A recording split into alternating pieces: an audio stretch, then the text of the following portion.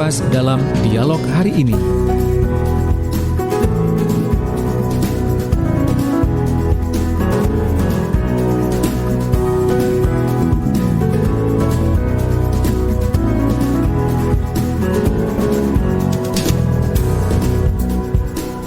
Assalamualaikum warahmatullahi wabarakatuh. Selamat pagi sahabat, kembali saya Ilham Danta hadir menemani Anda di kesempatan pagi hari ini Sabtu 20 November 2021. Sahabat, pada Sabtu pagi interval dari jam 9 sampai 10 kita masuk di program Dialog Sahabat kita bersama dengan sahabat-sahabat dari Ikatan Alumni Universitas Airlangga Surabaya Cabang Sidoarjo ya. Nanti kita akan berbincang-bincang dengan Ibu Dr. Hadiah Fitria, SEMSI. Beliau ini aktif sebagai dosen, juga praktisi Trusta Consulting, dan juga owner Dapur Z. Ya, yang nanti akan kita bahas adalah tentang bagaimana mengembangkan UMKM melalui inovasi produk yang berkelanjutan. Ya, kalau mungkin sudah saya sebutkan temanya dan kemudian sudah Anda siap dengan beberapa pertanyaan, bisa nanti disampaikan ya. Pada akhir sesi nanti kita akan buka sesi Q&A, tanya jawab ya. Kalau mungkin Anda sudah mempunyai pertanyaan, mungkin nanti bisa disampaikan melalui 0318961514 atau bisa juga melalui WhatsApp kami di 081130910009. Baik, sahabat, kita sapa. Assalamualaikum, selamat pagi Ibu Hadiah, Ibu Fitri aja ya, saya panggil Ibu Fitri. Halo Ibu, selamat pagi, Assalamualaikum. Selamat pagi, Assalamualaikum. Oke, Waalaikumsalam warahmatullahi wabarakatuh. Semuanya, Apa sahabat Suara Sidoarjo. Apa kabar Ibu Fitri? Alhamdulillah baik, sehat. Oke, terima kasih sudah meluangkan waktunya pagi hari ini ya Bu. Hari Sabtu pada jam-jam segini ini biasanya enaknya me time atau apa gitu kan. Ya, ini kebetulan Ikatan Alumni UNER Cabang Sidoarjo juga lagi menggelar vaksinasi. Oke, di mana ini Bu? Teman-teman kita, ya. Di mana lokasinya Bu? Di Desa Sepande. Sepande. Kecamatan Candi Sidoarjo. Ya. Hari ini ya Bu, mulai jam berapa sampai jam berapa? Tadi dimulai pukul 8, insya Allah nanti jam 12 sudah selesai. Iya, ini mungkin sekalian kita informasikan ya Bu, ini jenis vaksinnya apa, dosis 1, 2 atau gimana? Ya, dosis 1, 2. Jenis vaksinnya apa ini Bu? 1, 2. Jadi kemarin dosis 1 sudah, terus ini dosis 2, tapi juga masih melayani yang dosis 1 untuk jenis vaksinnya Sinovac. Baik, nah ini untuk sahabat-sahabat ya, khususnya warga Sepande, ini bisa langsung berduyun-duyun ya, datang ke lokasi ya. Ada vaksinasi serentak ya, untuk dosis 1 dan 2, jenis vaksinnya Sinovac, monggo. Sebelum kita mulai talkshow-nya. Ya.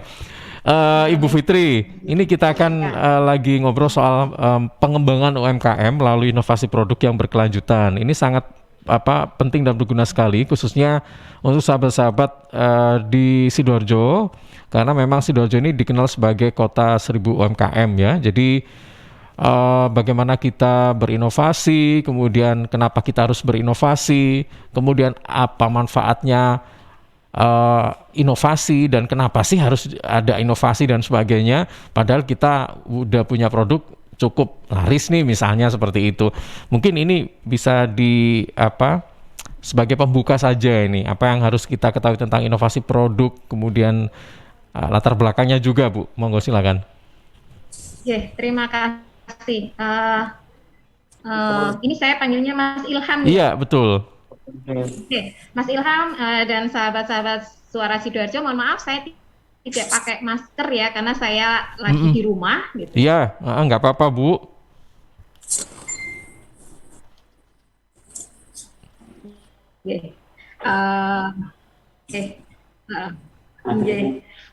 Sidoarjo ini kota UKM yang ada di Indonesia. Jadi di Sidoarjo ini UKM yang ada itu luar biasa. Kalau menurut data itu sekitar 200.000 lebih ya, yang tersebar di 18 kecamatan yang ada di Kabupaten Sidoarjo dan jenisnya juga beragam ya.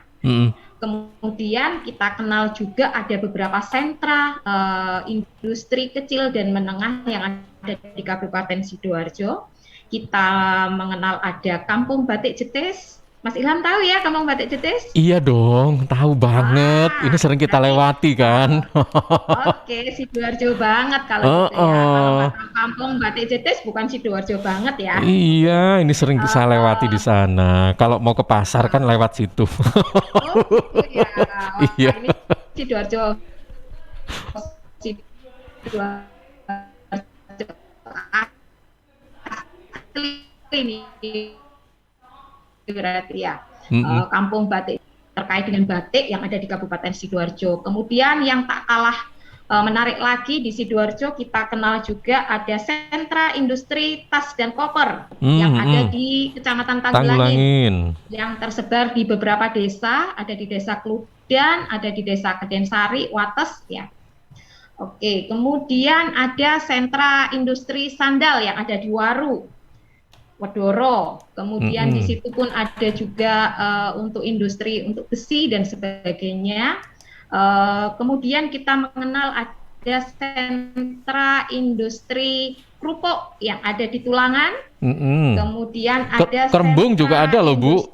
Kerembung kerupuk ya, juga ada. Kerembung itu kerupuk ya. Iya. Kemudian ada sentra industri untuk apa ini makanan kecil itu ada di Kerembung juga, kue tradisional. Klepon, bulang. Kemudian ada sentra industri ya makanan ini yang kalau kita ke Bulang pasti kita kenal ada klepon yang ini semoga sahabat Sidoarjo, suara Sidoarjo ini tahu ya makanan-makanan tradisional yang terkenal di Sidoarjo.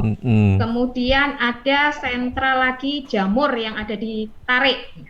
Dan masih banyak lagi sentra-sentra industri yang lain. Ada sentra industri tempe di Sepande, di Kedung Cangkring, Jabon ya. Nah, mudah-mudahan nih, tadi sudah disampaikan, sentra-sentra industri ini dan UKM-UKM yang ada di Sidoarjo ini tidak lekang oleh zaman, tidak tergerus oleh adanya berbagai serbuan industri atau serbuan produk-produk dari luar. Nah, oleh karena itu UKM yang ada di Sidoarjo ini harus terus berinovasi ya. Nah, kalau kita bicara terkait dengan itu macam-macam. Salah satunya adalah inovasi di produk, kemudian inovasi di prosesnya, inovasi di model bisnisnya, inovasi di pemasarannya dan lain-lain. Nah, di kesempatan ini mungkin kita titik beratkan ya Mas Ilham, kita bicara terkait di inovasi produknya. Itu yang kalau kita mau memasarkan, mau digitalisasi, mau apapun, mau model bisnis apapun, produknya harus ini dulu, harus bisa bersaing dulu, harus bisa kualitasnya harus bagus. Nah, kenapa inovasi ini memang penting ya, kalau ini secara global ya, bahwa inovasi ini akan menjadi kunci kinerja sebuah perusahaan. Nah, oleh karena itu inovasi ini terkait dengan beberapa hal yang saya sampaikan tadi harus terus dilakukan. Menurut data juga bahwa UKM ini memang tidak tergerus ya, kemudian dia masih bisa tetap bertahan dan juga merupakan penyumbang PDB kita yang cukup besar ya, sehingga ayo sama-sama kita semuanya harus bersinergi untuk mengembangkan UKM ini, terutama agarnya bisa bersaing di tengah-tengah persaingan seperti ini. Itu mungkin di awal ya, Mas Ilham, yang perlu saya sampaikan.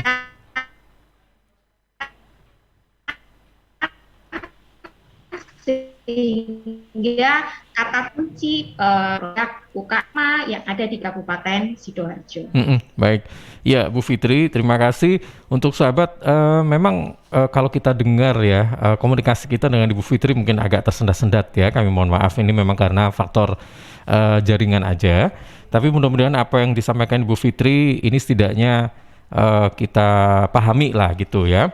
Baik, Ibu Fitri masih bersama kami ya? Ya. Ya, oke, baik. Bu, kenapa sih kita ini harus berinovasi? Oke, seperti yang saya sampaikan tadi, kenapa kita harus berinovasi? Karena terutama di UKM ya, kita bicaranya di UKM.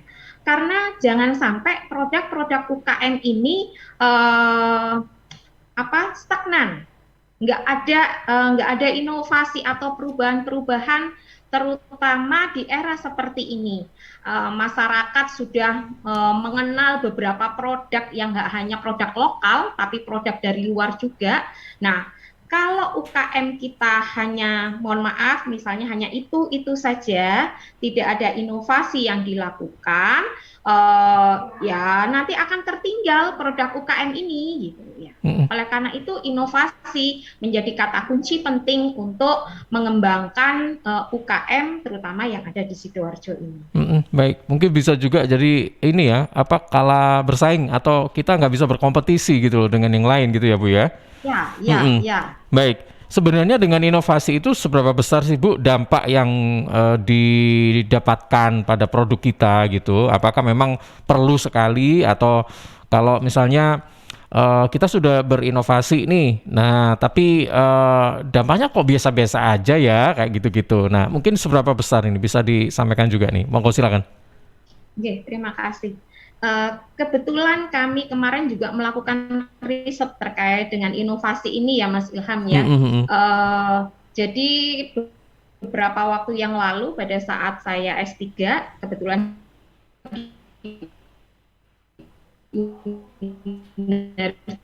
juga mengambil tema tentang kerajinan batik.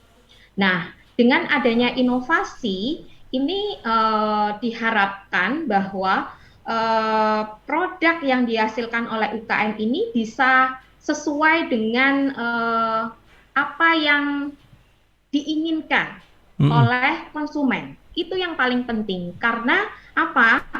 UKM juga harus bisa melihat target pasarnya ini siapa sih, target pasar produknya ini siapa, sehingga produk-produk UKM ini juga harus bisa inovatif, harus bisa melayani dengan selera konsumen. Sehingga kalau UKM ini bisa berinovasi, tadi terkait dengan beberapa hal inovasi itu, kalau saya kebetulan ada di Desa Spande, tempe gitu ya.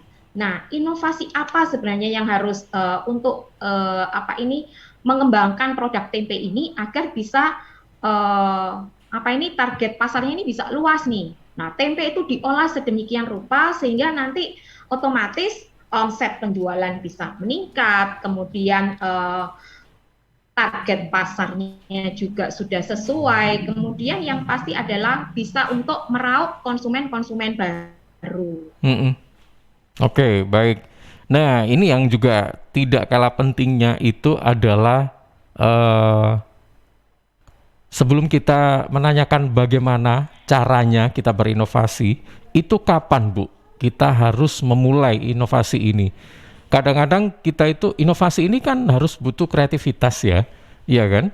Dan itu tidak semua orang itu memiliki kreativitas itu. Dan kadang-kadang orang-orang itu juga malas mikir gitu loh, mau berinovasi apa ya gitu.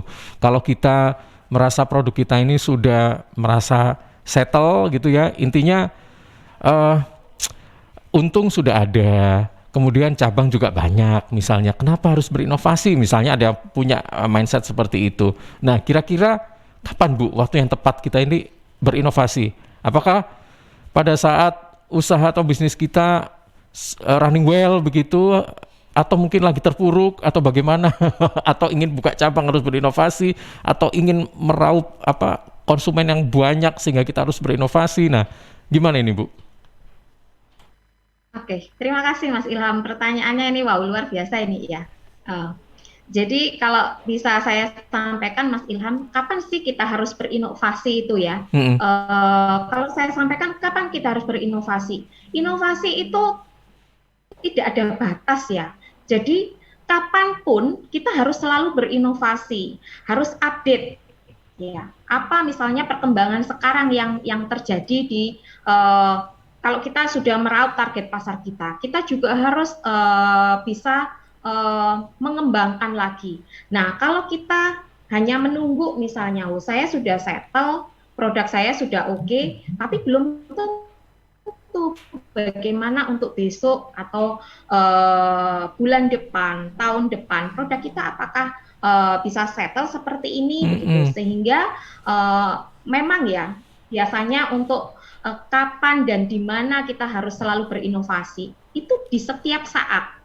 Dan untuk mengupdate itu semuanya, memang kita harus banyak-banyak menggali ya, mencari wawasan-wawasan yang ada, misalnya dengan sharing seperti ini. Suara Sidoarjo ini luar biasa ya, memberikan ruang bagi kalau ini seandainya para pelaku UKM ini bisa sharing bersama, ini luar biasa. Nah, oleh karena itu saya katakan biasanya bahwa UKM itu harus terus belajar dan belajar dan harus merubah mindset. Mindsetnya harus dirubah. Mindsetnya bukan hanya sekarang sebagai pengusaha kecil, ya, tapi mindsetnya harus dirubah bahwa usaha saya ini harus besar. Usaha saya harus besar, harus seperti apa? Saya harus kreatif, harus inovatif, terutama di produk yang dihasilkan. Jadi kapan kita harus berinovasi? Ya mulai pada saat kita memproduksi, kemudian sampai memprosesnya, sampai bagaimana kita memasarkan. Kalau di secara teori itu ada daur hidup produk ya, ada life cycle produk. Jangan sampai produk kita pada saat di atas itu turun. Nah, ini inovasi seperti apa yang harus kita lakukan? Nah, itu yang saya katakan Mas Ilham. Jadi setiap saat inovasi itu harus dilakukan. Jadi tidak menunggu harus kapan dan pada saat seperti apa. Ya, memang kita harus berpikir jauh beberapa tahun ke depan, ya Bu Fitri ya. Siapa tahu nanti misalnya beberapa tahun ke depan produk kita ini tidak disukai oleh konsumen. Nah, kita udah siap nih dengan inovasi-inovasi yang sudah kita hadirkan jauh-jauh hari sebelumnya gitu kan. Baik. Yang tadi Ibu Fitri katakan juga itu saat ini kita berbicara inovasi ini banyak ya. Jadi yang beberapa hal yang bisa kita jadikan inovasi itu diantaranya produk, kemudian model, ada pemasaran, ada proses dan sebagainya. Nah, kita fokus ke inovasi produk. Nah, ini bagaimana Bu caranya kita berinovasi untuk produk ini? Apakah ada item-item atau hal tertentu yang harus kita perhatikan selain mungkin juga mutunya, packagingnya, atau apa sih yang harus kita jadi fokusnya ya, untuk produk itu, untuk inovasinya itu seperti apa ini Bu? Oke, terima kasih Mas Ilham. Jadi tadi ya di awal saya katakan bahwa kita meluncurkan sebuah produk harus tahu dulu target pasar kita siapa. Gitu, ya. Nah, produk itu tidak hanya di di wujud produknya saja. Misal saya bilang kebetulan nih saya ada produk makanan gitu ya. Saya nggak hanya jual makanannya saja, tapi yang saya jual juga adalah packagingnya, kemudian servisnya. Ini masuk dalam satu kesatuan. Sehingga pada saat saya menawarkan sebuah produk, maka saya tawarkan semuanya nih, oh packaging saya seperti ini, mutu produk saya seperti ini, atau kualitas produk saya seperti ini. Sehingga makanya biasanya di kemasan-kemasan sebuah produk itu seharusnya itu kita tampilkan nih, misalnya produk kita ini tahannya sampai berapa lama.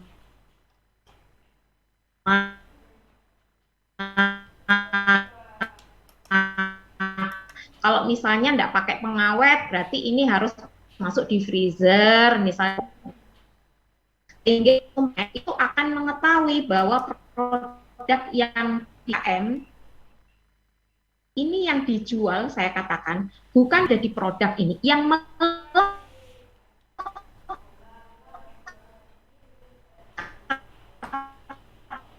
pada produk itulah yang dikatakan produk. Yang harus diperhatikan adalah terutama ini di packagingnya juga, kemudian kualitas produknya seperti apa, layanan yang diberikan seperti apa. Oke, baik. Ya, ini sayang sekali ya. Agak terputus-putus ini Ibu Fitri ya. Jadi Mas. iya, jadi penjelasan Ibu Fitri ini agak kurang bisa kita dengar 100% begitu loh ya, karena jaringannya terputus-putus Ibu. Oke, Ibu Fitri masih bersama kami ya? Pak untuk pindah. Iya Mas Ilham. Oke, baik. Jadi sahabat, tadi Bu Fitri menjelaskan tentang bagaimana caranya ya kita berinovasi ya, khususnya bagi produk UMKM gitu ya. Nah, Ibu Fitri masih bersama kami ya? Ya. Oke, Ibu. Baik, ini pertanyaan selanjutnya, Bu. Sebenarnya untuk mengukur seberapa inovatif suatu usaha itu bagaimana sih, Bu? Dengan kadang-kadang kita gini, kita sudah berinovasi gitu ya, tapi menurut yang lain cuma begini aja kok semua orang bisa, nah kayak gitu-gitu, iya kan? Padahal kita sudah berusaha semaksimal mungkin gitu ya. Misalnya dalam hal packaging misalnya, kita sudah survei, kita sudah apa gitu ya, akhirnya dihasilkanlah suatu desain yang menarik menurut si owner gitu. Tapi menurut yang lain, ini kok ketinggalan banget sih kayak gitu-gitu. Nah, untuk mengukur seberapa inovatif apa yang kita hasilkan itu bagaimana agar bisa bersaing gitu, Bu? Oke, terima kasih Mas Ilham. Jadi kalau saya biasanya menyampaikan kepada para pelaku UKM, jangan puas dengan apa yang kita hasilkan. Ya. Oleh karena itu kita harus banyak belajar dan banyak sharing. Ya, itu yang paling penting. Nah, oleh karena itu biasanya saya sarankan kepada para pelaku UKM seringlah ikut-ikut kayak workshop, kemudian pelatihan, kemudian yang terpenting lagi adalah seperti pameran-pameran. Nah, pameran ini sangat itu merupakan sarana belajar bagi para pelaku UKM untuk melihat sih bagaimana sih produk-produk yang sejenis dengan yang dihasilkan. Apakah kekurangan dari produk yang saya hasilkan ini yang ada di sisi mananya. Kalau misalnya terkait dengan rasa, produk saya rasanya lebih oke deh dibandingkan dengan produk yang lain. Tapi mungkin di sisi packaging atau mungkin di sisi pelayanannya yang bisa jadi itu berbeda. Sehingga saya kalau menyarankan kepada para pelaku UKM, jangan puas diri, harus selalu belajar, harus selalu update dengan perkembangan-perkembangan yang ada di sekitar kita. Sehingga misalkan katakanlah kita ini mohon maaf ya Mas Ilham, kebetulan saya pun juga ada bisnis nih kecil-kecilan. Ya, dapur Z. Sering update. Betul ya, Bu? Sering update nih. Saya sering update, meskipun katakanlah saya aja juga dipraktisi consulting gitu ya. Tapi paling tidak saya juga harus update. Apa sih sebenarnya yang diinginkan oleh pasar saat ini? Oh, ternyata meskipun produknya sama, cuman dikemas, dikasih, misalnya nih makanan saya di catering gitu ya. Untuk di nasi kotak itu dibikin seperti ini, itu untuk menarik para pelanggan. Saya sering browsing itu di media sosial, kemudian terutama yang sekarang lagi ini itu adalah di IG, ya, di Instagram. Nah, itu banyak sekali produk-produk sejenis yang kita hasilkan, namun bisa jadi dikemas sedemikian cantik sehingga itu akan menarik daya beli konsumen. Itu Mas Ilham, biasanya makanya saya katakan jangan puas. Ngukurnya seperti apa? Ngukurnya yaitu tadi, misalnya kita ngikutin pameran, kemudian browsing di media sosial atau di internet. Sekarang media cukup membantu kita untuk belajar ya. Mm-mm. Nah, itu yang paling penting kalau saya katakan kepada para pelaku UKM. Sehingga jangan puas diri, itu intinya ada di situ. Mhm. Oke, jangan puas diri dan banyak cara ya yang bisa kita dapatkan, wawasan, ilmunya, pengetahuannya ya, bagaimana kita untuk berinovasi itu seperti yang sudah disampaikan Bu Fitri tadi, di web, YouTube dan sebagainya. Banyak ya Bu ya? Ya, ya. Mhm. Baik. Sekarang apa ya, sarana belajar itu Mhm. banyak banget. Ya salah satunya inilah Suara Sidoarjo ini kan membuka sarana itu. Oke. Nah, sekarang gini Bu, sebenarnya inovasi ini itu saya bicara soal dampak atau impact lagi ya.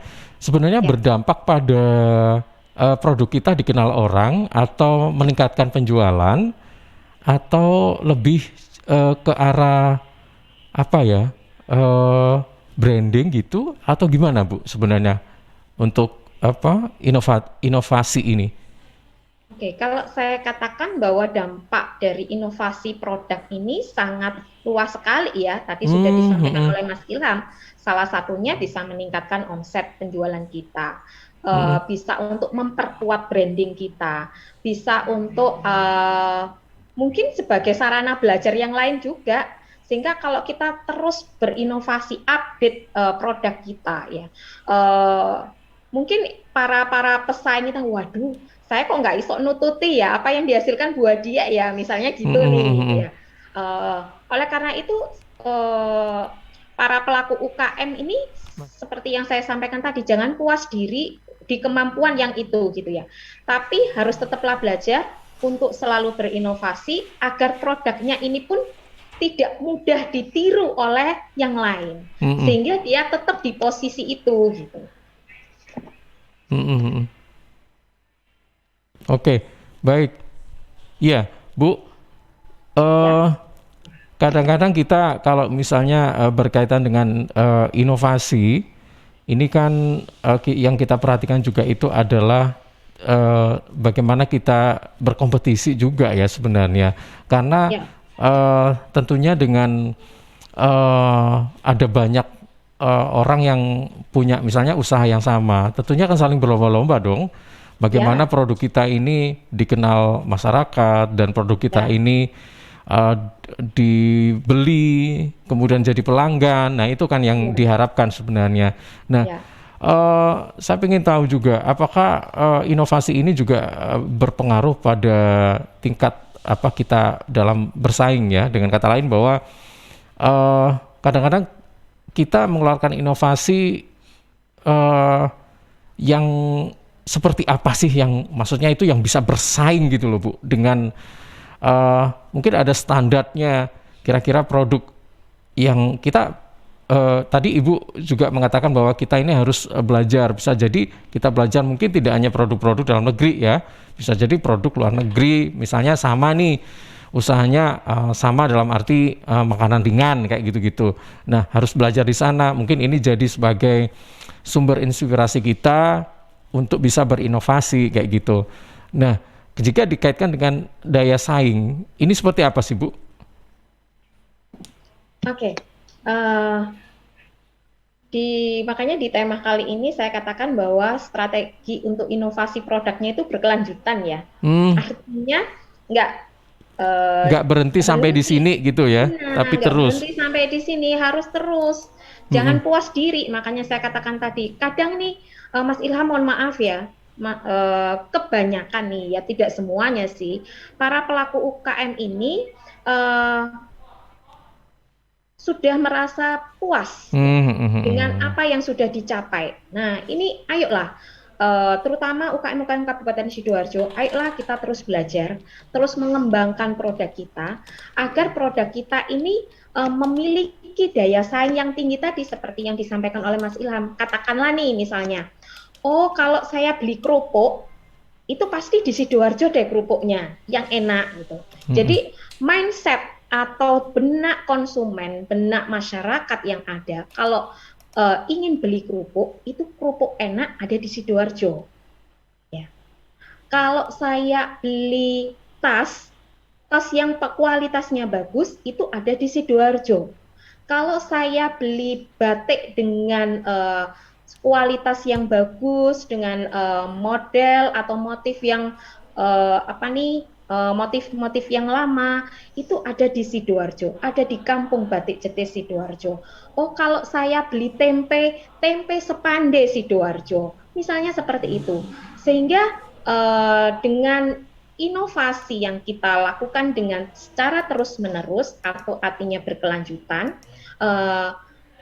ini juga akan mengenalkan produk yang kita tawarkan, sehingga produk yang kita tawarkan ini memiliki daya saing yang tinggi dan bisa berkompetisi di persaingan yang ada. Misalkan katakanlah kalau tempe itu nggak hanya di Sidoarjo saja, tapi di daerah-daerah lain juga ada yang menghasilkan produk tempe yang sejenis begitu. Oh, kalau kita beli kerupuk itu bukan hanya di Sidoarjo saja, tapi ada di daerah lain. Tapi kita harus membangun itu semua, harus melakukan inovasi agar produk yang kita hasilkan ini memiliki daya saing yang tinggi dan bisa berkompetisi di pasar. Ya. Okay. Makanya yang dijual tadi itu bukan hanya produknya saja, tapi yang melekat di produk itu juga harus kita jual. Oke. Berarti dengan kata lain, ini mungkin betul atau enggak Bu ya, nanti bisa diklarifikasi. Kalau saya mengatakan bahwa yang termasuk bagian dari inovasi itu adalah kita melakukan diversifikasi produk. Misalnya nih, kita punya usaha membuat tempe yang tempe kotak itu ya Bu ya, misalnya dipotong-potong terus kita konsumsi sehari-hari. Tapi tidak hanya itu, kita punya usaha keripik tempe misalnya, atau kita punya usaha bacem tempe misalnya. Apakah memang ini termasuk bagian dari inovasi atau bagaimana? Iya. Itu betul ya Bu ya? Kalau ngomong kering tempe nih, saya juga menghasilkan kering tempe soalnya. Ini promo. Oh iya. Jadi artinya apa? Bahwa sebenarnya banyak dari satu produk, ya, satu main produk atau produk utama itu bisa menjadi banyak produk. Yang itu akhirnya kita tidak berhenti sampai di situ, tapi kita terus melakukan inovasi dan inovasi, sehingga tadi itu misalnya kerupuk itu tadi ya Mas Ilham, atau tempe katakanlah. Oh, kalau saya beli tempe di Sepande itu tempenya macam-macam. Oh, kalau saya beli kerupuk di Sidoarjo itu jenis kerupuknya juga macam-macam, sehingga orang akan kalau belanja kerupuk itu di Sidoarjo. Oke, baik. Iya, Bu Fitri, nanti kita lanjutkan kembali obrolan kita pagi hari ini ya. Kami sambil menunggu, mungkin ada beberapa sahabat yang ingin bertanya atau memberikan tanggapan, silakan ya di 0318961514 atau WA di 0811309109. Baik sahabat, kami segera kembali setelah beberapa spot berikut ini. Rokok opo iki lho, kok putihan? Ya rokok kok, ya murah, ya akeh. Rokok ilegal ki. Masa rokok ilegal iki? Yo ki. Lah awakmu kok roh nek iki rokok ilegal? Rokok ilegal iki gak nek pita cukene. Samen paling roe bandrol kuwi lho. Rokok iki kudu enek merek karo nama perusahaane sing terdaftar ndek Bea Cukai. Lokasi pembuatane ndek kene ya gak enek. Terus ndek kene rokok ilegal iki gak enek gambar karo peringatane teko pemerintah. Berarti rokok ilegal gak resmi no? Aduh ya mesti to Le Mul. Rokok ilegal iki merugikan negara. Mergo ora bayar cukai sing digembangun negara. Walah tutu, sepenting wong-wong gak roh. Loh, gak iso le iki. Makane to Le, tuku sing pasti-pasti ae. Aja ngawur. Laporkan peredaran rokok ilegal ke kantor Bea Cukai terdekat atau hubungi nomor 1.500 225 1.500 225. Iklan layanan masyarakat ini dipersembahkan Bea Cukai Sidoarjo. Ayo, ngewangi Bea Cukai, berantas rokok ilegal. Bea Cukai Sidoarjo, fokus mengawasi, tulus melayani. Ya, sahabat, seiring bertambahnya usia, tubuh mulai bersifat asam atau asid sehingga mudah terserang penyakit. Segera perbaiki pola makan dan perbanyak asupan alkaline seperti sayur, buah, dan Cheers Alkaline Power. Cheers Alkaline air minum kesehatan dengan pH tinggi 8,5 yang setara dengan sayur dan buah dan punya 6 manfaat, yakni meningkatkan metabolisme dan daya tahan tubuh terhadap virus, menjadi antioksidan alami pencegah kanker, menjaga kekuatan tulang dan gigi, membantu penyerapan mineral lebih efektif, membantu hati dan ginjal membuang racun dari tubuh dan mencegah sakit mah. Info lengkap Cheers hubungi Sutrisno 0821 4225 6646 0821 4225 6646. Cheers, healthy drinking water. CHEERS Cheers CHEERS Cheers CHEERS Cheers Air minum yang terbaik. Hey, Cheers in the house. Cheers air ber-pH tinggi. Cheers dapat membantu netralkan pH tubuh. Cheers mengandung antioksidan alami. Cheers air minum terbaik untuk keluarga. Air minum sehat keluarga. Cuma Cheers. Air minum dengan pH tinggi. Cuma Cheers. Cara pesannya mudah, petugasnya ramah. Gratis ongkos kirim. Hey, Cheers in the house. Untuk pemesanan via WhatsApp di nomor 087777243377. Gratis ongkos kirim. Cheers in the house. Untuk wilayah Sidoarjo dan sekitarnya bisa menghubungi Depo Candi di 0821 4225 6646 0821 4225 6646. Arek-arek iku rame lapo sih? Mulakno, nek dikandani wong tuwek dirungokno, nek durung siap duwe anak, gak usah rabi. Anake loro, pilek, watuk, ono seseke. Loh, bahaya iku. Momong dorong budal nang bidan. Hati-hati dan waspada ya. Demam, batuk, dan susah nafas bisa jadi itu tanda-tanda pneumonia atau infeksi paru-paru. Penyebabnya bisa virus, bakteri, atau jamur. Mudah menular lewat droplet saat batuk atau bersin. Tapi ini bisa dicegah dengan pemberian imunisasi PCV pada bayi dan anak. Imunisasi PCV selain mencegah pneumonia juga bisa mencegah radang selaput otak atau meningitis dan radang telinga tengah atau otitis media. Imunisasi PCV diberikan pertama pada bayi usia 2 bulan, dilanjutkan pada usia 3 bulan, dan dosis ketiga saat anak usia 12 bulan. Imunisasi PCV bisa didapat di posyandu, bidan, puskesmas, rumah sakit, klinik kesehatan, praktek dokter mandiri, dan layanan kesehatan lain yang menyediakan imunisasi. Lapo guyu-guyu dewe. Putune wis sehat, Cak. Wis diimunisasi PCV pisan. Seneng aku. Gak pengen ngeramut bayi maneh ta? Ayo tak gaweno. Iklan layanan masyarakat ini persembahan Dinas Kesehatan Kabupaten Sidoarjo. Ya, sahabat khusus warga Jawa Timur, ada kabar gembira untuk Anda yang punya kendaraan bermotor. Sesuai keputusan Gubernur Jawa Timur tahun 2021 nomor 188/151 sekian-sekian tentang pemutihan dan insentif pajak daerah. Yang diberlakukan pemutihan bebas denda PKB, BPNKB, dan bebas BPN kedua dan lain-lain. Juga insentif pajak 20% untuk kendaraan roda 2 dan 3 dan 10% untuk kendaraan roda 4 atau lebih. Selain itu, Anda bisa juga manfaatkan dan menangkan hadiahnya ya. Senilai 30 juta rupiah berupa tabungan umroh tahap kedua untuk 15 pemenang mulai 9 September sampai 9 Desember 2021. Sahabat, pemutihan dan insentif pajak daerah untuk warga Jawa Timur ini bisa dibayar melalui e-Samsat, Link Aja, GoPay, Alfamart, Alfamidi, Indomaret, Tokopedia, Geria Bayar BTN, dan Pos Indonesia. Info lebih lanjut Anda bisa hubungi kantor bersama Samsat Sidoarjo Kota. Informasi ini dipersembahkan oleh kantor Samsat Sidoarjo. Suatu hari di dalam tubuh yang sudah divaksinasi, vaksin bekerja dalam tubuh menimbulkan kekebalan melawan COVID-19. Lapor Komandan, tubuh ini baru saja dimasuki vaksin dan kini mengalami beberapa reaksi seperti pusing, demam, dan mengantuk. Apakah ini berbahaya, Komandan? Tenang, tubuh ini baik-baik saja. Justru pasukan kita akan semakin kuat untuk melawan virus dan... Sudah, biar saya saja yang menjelaskan, Komandan. Ya, reaksi setelah vaksinasi merupakan hal yang wajar terjadi. Umumnya hanya gejala ringan seperti nyeri, bengkak, dan kemerahan di tempat suntikan, pusing, atau demam. Nah, kalau sudah di rumah dan terjadi reaksi, tetap tenang, hubungi nomor kontak yang ada di kartu vaksinasi. Ayo, vaksinasi COVID-19 sekarang juga. Dipersembahkan oleh Kementerian Kesehatan Republik Indonesia. Suara Sidoarjo, lembaga penyiaran publik lokal pemerintah Kabupaten Sidoarjo.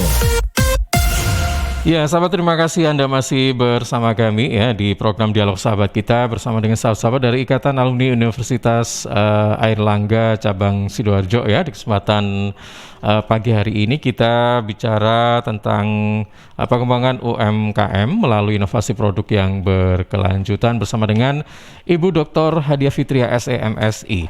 Baik, Ibu Fitri ya, Ibu Fitri masih bersama kami ya? Ya masih. Baik. Ini ada beberapa pertanyaan Bu yang bisa nanti langsung direspon ya. Oke. Ini yang pertama dari Ayu yang ada di Pagerwojo. Sebentar. Kalau pengembangan produknya berupa jasa, apakah perlu juga melakukan inovasi? Kemudian dari Citra yang ada di Waru. Hal-hal apa saja yang biasanya muncul atau yang bisa menjadi kendala pada saat kita mau melakukan inovasi? Oke, dua-dua dulu ya Bu, monggo silakan. Oke. Biar nggak lupa. Iya. Terima kasih Mas Ilham. Terima kasih ya sahabat suara Sidoarjo yang sudah mengikuti sharing pada pagi hari ini. Tadi disampaikan oleh Mbak Ayu dari Pagerwojo. Kalau produknya ini jasa, apa perlu ada inovasi? Iya, ya.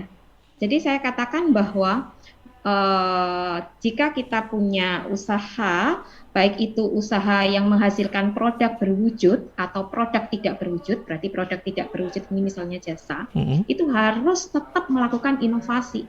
Kalau tidak, ya kita tidak bisa bersaing, tidak bisa berkompetisi di pasar kita ya. Misalnya nih kalau terkait dengan jasa, misalnya jasa apa ini ya Mbak Ayu ini ya? Oke. Misalnya ini tidak disebutkan Bu, tapi kalau misalnya Mbak Ayu ini misalnya seorang tukang jahit gitu, gimana Bu? Misalnya apakah harus belajar bordir juga gitu, belajar nyulam juga gitu-gitu? Kan inovasi namanya. Diversifikasinya kan ya. Jadi misalnya nih buka untuk jasa untuk jahit ya, apalagi sekarang ini bermunculan para desainer muda yang luar biasa ya, baik itu yang di Surabaya, di Sidoarjo, ini luar biasa. Sehingga para misalnya ini harus juga sama seperti yang saya katakan tadi, harus belajar, harus membaca selera konsumen. Target pasar kita tadi siapa? Itu yang kita baca.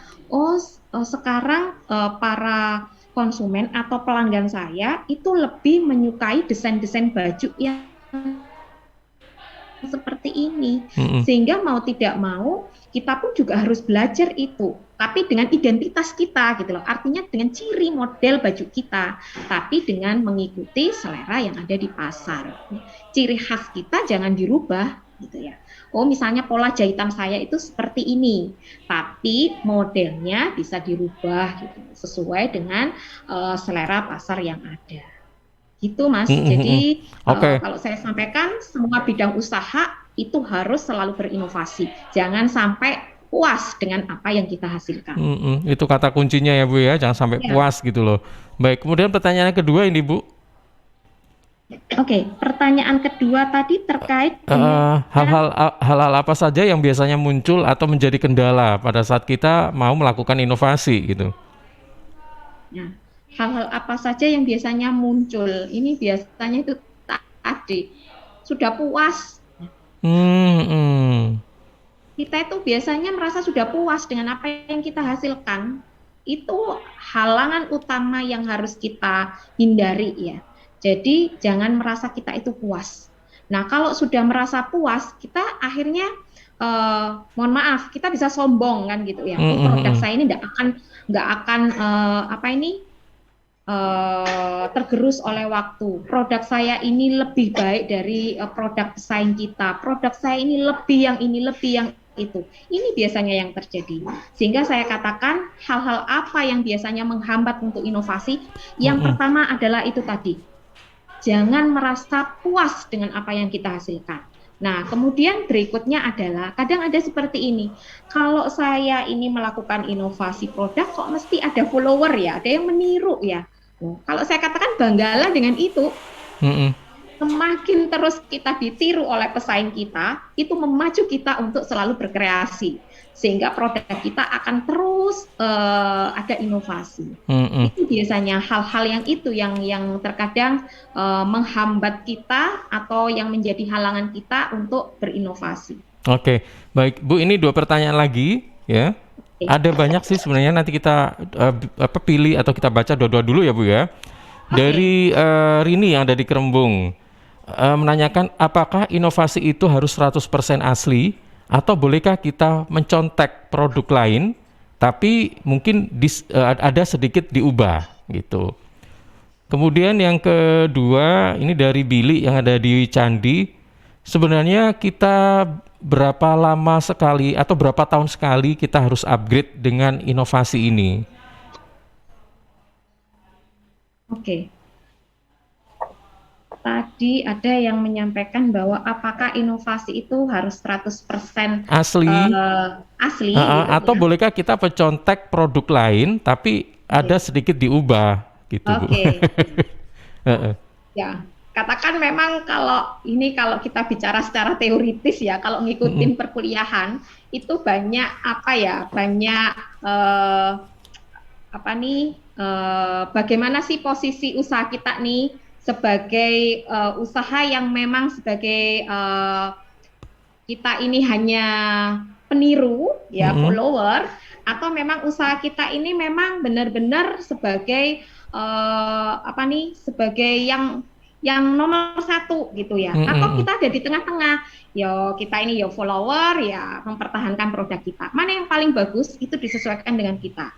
Tapi memang ada seperti ini, ATM namanya ya, amati, tiru, modifikasi. Itu biasanya yang saya sampaikan. Tidak apa-apa kita niru, tapi ada identitas kita sendiri yang itu akan mencerminkan bahwa itu produk kita. Makanya saya katakan tadi misalnya yang penjahit tadi ya, bolehlah kita model apapun boleh, tapi ada ciri khas yang itu menjadi identitas produk kita.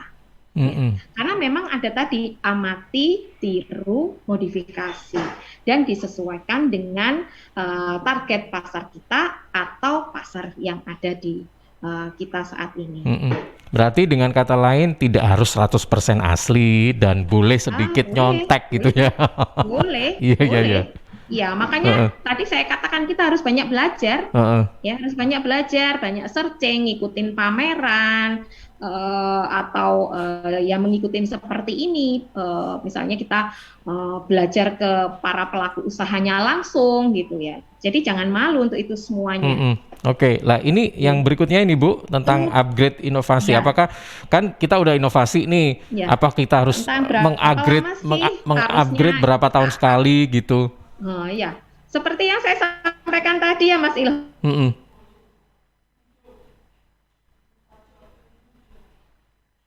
Oke, sebentar, Ibu Fitri terputus ya. Oke, nge-freeze. Baik, ya, sahabat, ini pertanyaannya dari Pak Billy, sebentar ya. Nanti Ibu Fitri. Oke, masih nge-freeze ya. Baik. Ya, sahabat, ini masih tersisa waktu 6 menit ya. Masih ada 2 pertanyaan lagi sebenarnya yang ingin saya sampaikan ke Ibu Fitri. Tapi ini masih nge-freeze ya. Masih belum bisa tersambung dengan Ibu Fitri. Coba nanti kita hubungi kembali Ibu Fitri. Halo, selamat siang. Iya, oke. Masih nge-freeze, ternyata memang sangat penting sekali nih sahabat ya. Baik, sebelum kita... Oke, sudah. Ibu Fitri? Ibu, halo, selamat siang Ibu Fitri. Ke-mute Ibu mungkin? Ya, baik. Nah, sudah. Nah, Ibu silakan dijawab pertanyaan dari Pak Billy tadi, upgrade dengan tentang inovasi. Monggo, mulai pertama ya Bu, tadi terputus soalnya. Oke, terima kasih. Pertanyaan yang bagus, tadi sebenarnya sudah kita sampaikan juga ya Mas Ilham, kapan sih kita harusnya untuk mengupgrade atau melakukan inovasi gitu ya. Kalau saya katakan bahwa kita melakukan inovasi itu jangan menunggu sampai kapan, tapi suatu saat, pada saat misalnya mulai dari awal kita harus selalu berinovasi. Jadi jangan kita itu berpuas diri, intinya ada di situ. Terus lakukan inovasi. Makanya saya katakan bahwa inovasi produk ini harus berkelanjutan. Nggak boleh puas sampai dengan apa yang kita hasilkan saat ini. Karena kalau secara teori manajemennya itu kan besok harus lebih baik lagi, besoknya lagi harus lebih baik, dan harus lebih baik lagi. Itu konsepnya di Total Quality Management ya, di TQM. Oke, Bu Fitri, kalau misalnya kita udah inovasi, kemudian, nah, apakah ini kan kalau kita apa ada masanya gitu loh, Bu? Maksudnya mungkin 3 tahun harus diinovasi lagi lah, atau berapa tahun harus kita bikin inovasi lagi kayak begitu, atau tidak mengenal batasan-batasan waktu begitu? Kalau saya katakan tidak mengenal batasan waktu ya untuk inovasi itu ya. Jadi setiap saat kita harus berinovasi. Karena apa? Lingkungan kita ya, pesaing-pesaing kita, kompetitor-kompetitor kita ini juga terus berlari nih, tidak ada yang berhenti.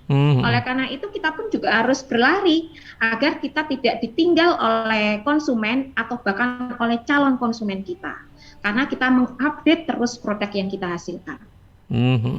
Oke, baik. Ini 2 pertanyaan yang terakhir ya, Bu ya. Ini mungkin tidak ada kaitannya, tapi bisa direspon juga dari Twitter Lili. Bu, lebih baik memberi diskon atau menjual produk beli 1 gratis 1. Ini hanya strategi gitu ya, strategi penjualannya untuk menarik minat pembeli gitu loh. Lebih baik memberi diskon atau menjual produk beli 1 gratis 1 gitu. Kemudian yang kedua dari Ola yang ada di Sidokare, Bu, tips apa saja yang bisa diterapkan untuk UMKM dalam hal mengembangkan inovasi?